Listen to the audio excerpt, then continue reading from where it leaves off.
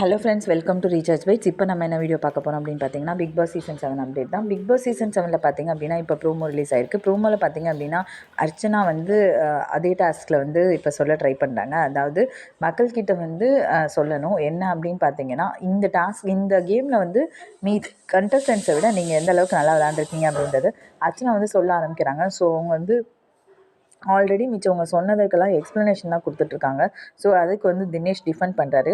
இப்போ நாங்கள் சொன்னதோட ரிவ்யூவோ இல்லை அதோட ரெக்கார்டிங்கோ இல்லை அதோட கிளாரிஃபிகேஷனோ இங்கே நீங்கள் சொல்லக்கூடாது. உங்களோட டாஸ்கில் வந்து நீங்கள் எப்படி விளாண்டீங்க அப்படின்றத தான் நீங்கள் இப்போ சொல்லணும் அப்படின்னு சொல்லிட்டு தினேஷ் சொல்கிறாரு. உடனே வந்து அவங்களுக்கு கோவம் வந்துட்டு இல்லை நான் பேசுகிறேன் அப்படின்ற மாதிரி டிஃபெண்ட் பண்ணாங்க. திரும்பவும் வந்து தினேஷ் ஸ்ட்ராங்காக சொல்கிறாரு, இல்லை இது நீங்கள் ரீடார்கெட்டை பற்றி பேசக்கூடாது. பட் ஆனால் வந்து உங்களுக்கு மெயினான விஷயம் என்னென்னா இந்த டாஸ்கில் பற்றி தான் நீங்கள் பேசணும். அடுத்தது என்ன அப்படின்னு பார்த்தீங்கன்னா, இப்போ அதற்காக அர்ச்சனா வந்து வாக் அவுட் பண்ணுறாங்க. இந்த டாஸ்க்லேருந்து நான் பண்ண மாட்டேன் பிக் பாஸ் அப்படின்ற மாதிரி சொல்லிட்டு போகிறாங்க.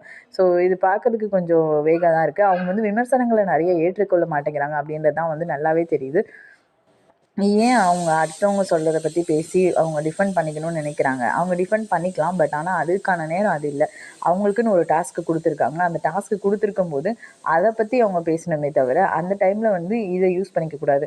ஸோ இதை தெளிவாக வந்து தினேஷ் சொன்னோடனே அவங்களுக்கு கொஞ்சம் கோவம் வந்துடுச்சு. ஸோ இது வந்து அவங்க கொஞ்சம் நேரம் கழித்து போய் எல்லாருக்கிட்டையும் கிளாரிஃபிகேஷன் கொடுக்கலாம்.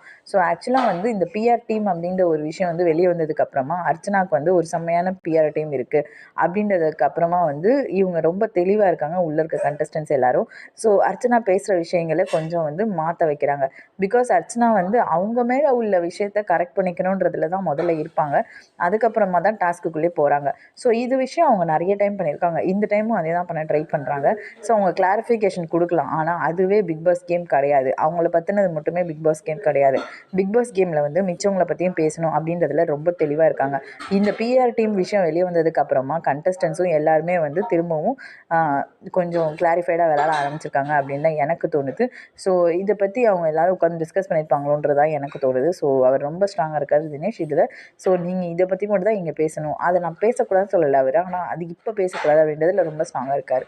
ஸோ டாஸ்க் எல்லாத்தையும் அவங்களோட அபிப்பிராயத்தை கொட்டுறதுக்கு ஏற்படுத்திக்கிறாங்களா அப்படின்றதுல வந்து எனக்கு கொஞ்சம் ஒரு டவுட் இருக்குது. ஸோ அதனால் நீங்கள் என்ன சொல்கிறீங்க அப்படின்றத இது அர்ச்சனாவோட இன்னைக்கு அப்டேட். ஸோ இதை பற்றி நீங்கள் என்ன நினைக்கிறீங்க அப்படின்றத வந்து சொல்லுங்கள். தேங்க்ஸ் ஃபார் வாட்சிங்.